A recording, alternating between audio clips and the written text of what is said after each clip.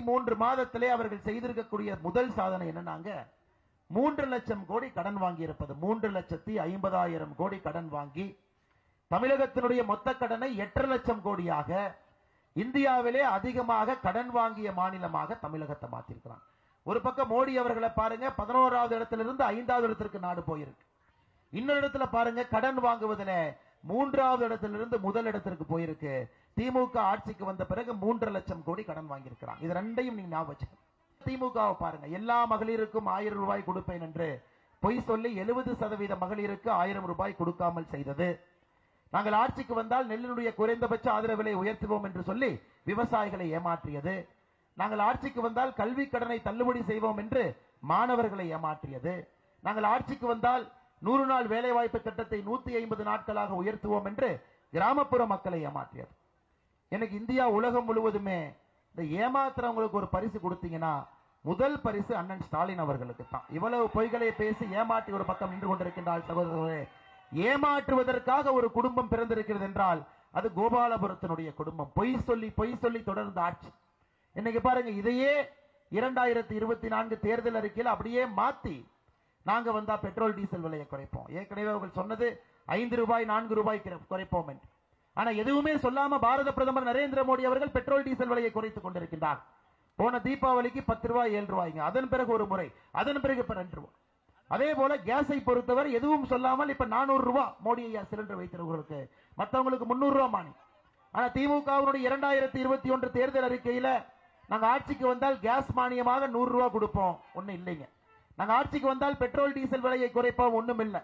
யாராவது தைரியமாக ஸ்ரீபெரும்புதூர்ல தைரியமாக மனத்தை திடப்படுத்திக் கொண்டு ஒரு திமுக அமைச்சரை பார்த்து தைரியமா போய் அன்னை குறைக்கிறேன்னு சொன்னீங்க, எப்பனே குறைப்பேன்னு கேட்டா நேரங்காலம் சொன்னமா அப்படிமா. 33 மாத காலம் ஆகி வெக்கம் இல்லாம திமுகவுடைய முதலமைச்சர் மக்களை சந்தித்து வாக்கு சேகரிப்பதற்காக 2024 பாராளுமன்ற தேர்தலில் வெளியே வந்திருக்கின்றார். லோக்சபா தேர்தல் என்பது நாட்டினுடைய பாதுகாப்பை உறுதிப்படுத்த வேண்டிய ஆட்சி அங்க இருக்கணுங்க. பொருளாதாரம், பாதுகாப்பு, இதுதான் ஒரு அரசனுடைய முக்கியமான கடமை. இன்னைக்கு மோடி ஐயாவை பொறுத்தவரை பொருளாதாரத்தை பேசிட்டு இன்னைக்கு நாட்டினுடைய பாதுகாப்பை நாம் உறுதி செய்திருக்கின்றோம். சைனாவாக இருக்கட்டும், பாகிஸ்தானாக இருக்கட்டும், எந்த பிரச்சனை இல்லாம பாதுகாப்பு உறுதி பண்ணியிருக்கிறோம். ஆனா இங்க என்ன பண்றாரு முதலமைச்சர் மு க ஸ்டாலின் அவர்கள்? இதே ஸ்ரீபெரும்புதூர் மண்ணில் ராஜீவ்காந்தி அவர்கள் கொலையானார்கள்.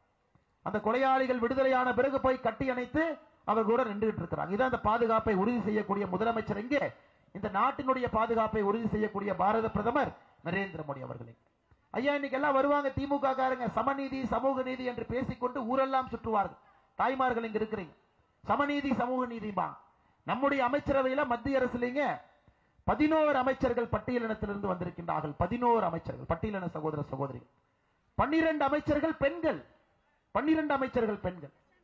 27 அமைச்சர்கள் பிற்படுத்தப்பட்ட வகுப்பிலிருந்து வந்திருக்கின்றார்கள். 27 அமைச்சர்கள் பிற்படுத்தப்பட்ட வகுப்பிலிருந்து. நல்ல யோசிச்சு பாரு. 11 அமைச்சர்கள் பட்டியலின சகோதர சகோதரிகள், 12 அமைச்சர்கள் தாய்மார்கள் பெண்கள், 27 அமைச்சர்கள் பிற்படுத்தப்பட்ட சமுதாயம். இன்னைக்கு என்னங்க, பாட்டாளி மக்கள் கட்சி, அமமுக, ஓபிஎஸ் குழு எல்லாரும் இங்க நின்று கொண்டிருக்கின்றோம். எதுக்குங்க ஐயா? சமூக நீதிக்காக போராடி கொண்டிருக்கின்றோம். சமூக நீதிக்காக. திராவிட முன்னேற்ற கழகத்தினுடைய அமைச்சரவை பாருங்க, 35 அமைச்சர்கள் இருக்கிறார். பட்டியலின சகோதர சகோதரிகள் எத்தனை பேருங்க? 2 பேர். பெண் அமைச்சர்கள் எத்தனை பேருங்க? 2 பேர். இன்னைக்கு எத்தனை பேருக்கு தெரியும்? வராத கடன், இந்தியாவிலிருந்து ஓடி போனவர்கள், வங்கியை ஏமாற்றியவர்கள் 1,21,000 கோடி ரூபாய் வசூல் செய்திருக்கின்றோம். 1,21,000 கோடி, 1 ரூபாய் 2 ரூபாய் இல்லைங்க, 1,21,000 கோடி ரூபாய் வராத கடனை நம்முடைய மத்திய அரசு மோடி ஐயா அவர்கள் வசூல் செய்திருக்கின்றார். ஆனா இன்னைக்கு முதலமைச்சர் என்ன பண்ணிருக்காருன்னா, அவருடைய மகனும் மருமகனும் 30,000 கோடி ரூபாய் சம்பாதிப்பதை கை கட்டி வேடிக்கை பார்த்துக் கொண்டிருக்கின்றார். இதை நாம சொல்றீங்க, திமுகவுடைய ஒரு அமைச்சரே சொன்னாங்க, மகனும் மருமகனும் 30,000 கோடி ரூபாய். அது கொஞ்சம் குறைவுதான் வச்சுக்கங்க. அவங்க சொன்னதை நான் சொல்றேன், நான் அந்த 1 லட்சம் கோடி அதான் உண்மை. அவர் சொன்னது 30,000 கோடி என்பதற்காக 30,000 கோடி என்று சொல்லுகின்றேன்.